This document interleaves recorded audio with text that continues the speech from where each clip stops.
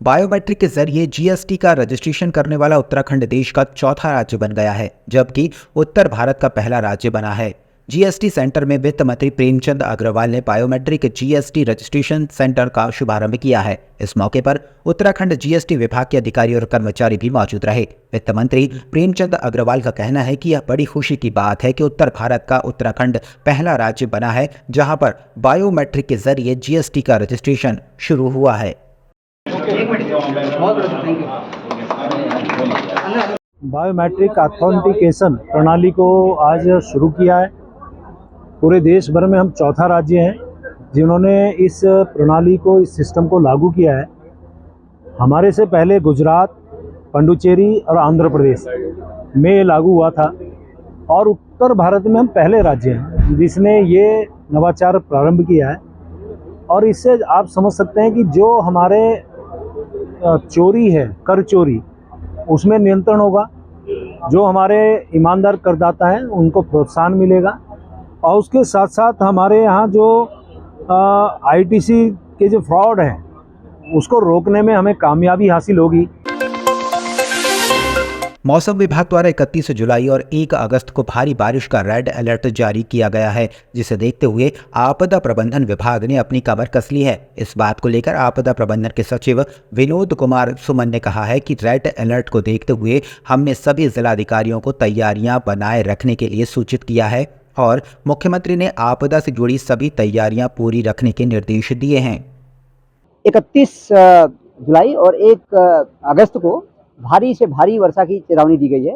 Red alert जारी किया है आईएमडी ने।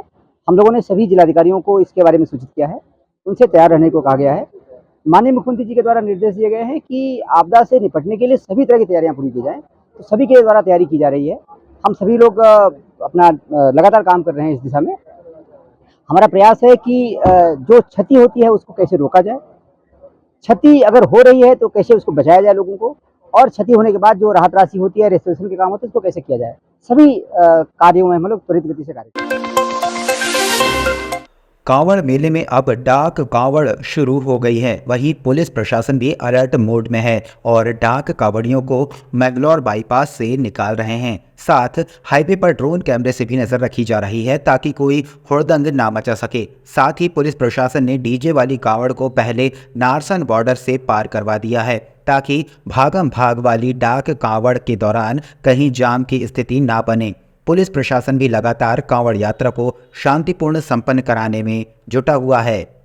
लगभग 400 सीसीटीवी कैमरों और ड्रोन कैमरों के माध्यम से इस पूरी कांवड़ यात्रा को पर निगरानी रखी जा रही है ताकि कहीं पर भी किसी भी तरह की कोई भी अप्रिय स्थिति उत्पन्न न हो सके और ये पूरी यात्रा सभी के लिए सुगम, सुरक्षित और सकुशल संपन्न हो सके।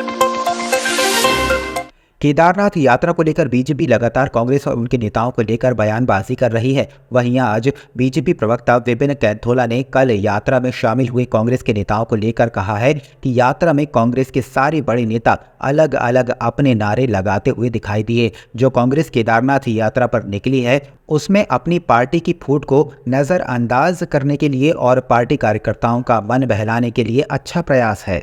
दिल बहलाने को ख्याल अच्छा है कांग्रेसी नेताओं का, कार्यकर्ताओं का। कल ही मैंने जब यात्रा चल रही थी, बहुत सारे नेताओं ने अपने अपने वीडियो डाले हुए थे, तो सभी नेता व्यक्तिगत रूप से अपने अपने नारे वहाँ पे लगवा रहे थे, भी हमने देखा है। तो ये सब चीज़ें केवल फोटो में है।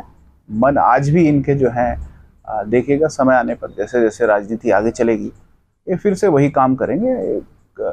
सारे जो इनके नेता हैं एक दूसरे की लेग पुलिंग में लगे रहते हैं। यही कारण है आज कांग्रेस इस प्रकार के हाल में है। निश्चित रूप से कांग्रेस की ये जो यात्रा है ये फ्लॉप यात्रा है। हाल ही में मुख्य सचिव राधा रतूड़ी ने निर्देश जारी किए हैं जिसमें उन्होंने कहा है कि यात्री वाहनों में अब डस्टबिन होना अति आवश्यक है, जिसको लेकर परिवहन विभाग भी अब सख्त होता हुआ नजर आ रहा है। परिवहन अधिकारी शैलेश तिवारी की माने तो उनका कहना है कि जो भी यात्री वाहन उत्तराखंड के अंदर एंट्री करते हैं या फिर 4 धाम यात्रा में जाते हैं सभी पर डस्टबिन होना अनिवार्य है। इसके लिए आदेश जारी किए गए हैं। जो यात्री वाहन हैं उन यात्री वाहनों में डस्टबिन या गार्बेज बैग लगा होना चाहिए। होता क्या है कि बहुत सारे लोग यहाँ आते हैं, टूरिस्ट भी आते हैं, लोकल गाड़ियाँ भी हमारे यहाँ हैं। उसमें टूरिस्ट कई बार क्या होता है कि कूड़ा करकट बाहर फेंक देते हैं, जिससे प्रदूषण भी फैलता है और यह पर्यावरण के लिए भी सही नहीं है। तो इसी को ध्यान में रखते हुए पहले भी डिसीजन लिया गया था। अभी माननीय चीफ सेक्रेटरी महोदया ने भी इसमें विशेष जोर दिया है और निर्देश दिए गए हैं उनके द्वारा कि जो यात्री वाहन हैं, खासकर जो चार धाम यात्रा पे वाहन जा रहे हैं, उसमें डस्टबिन लगा हो या गार्बेज बैग। शहर की चर्चित स्मैक तस्कर गुरुचरण को पुलिस ने फिर से गिरफ्तार कर जेल पहुंचा दिया है। गिरफ्तारी के दौरान पुलिस से बचने के लिए गुरुचरण ने अपनी पत्नी और 3 बेटियों को पुलिस के आगे किया, जिन्होंने पुलिस के साथ काफी धक्का मुक्की करते हुए सरकारी कार्य में बाधा पहुंचाई। पुलिस को झूठे केस में फंसाने की धमकी भी दी। पुलिस ने गुरुचरण की पत्नी और बेटियों पर संबंधित धाराओं में मुकदमा दर्ज कर उनकी गिरफ्तारी के प्रयास शुरू कर दिए हैं।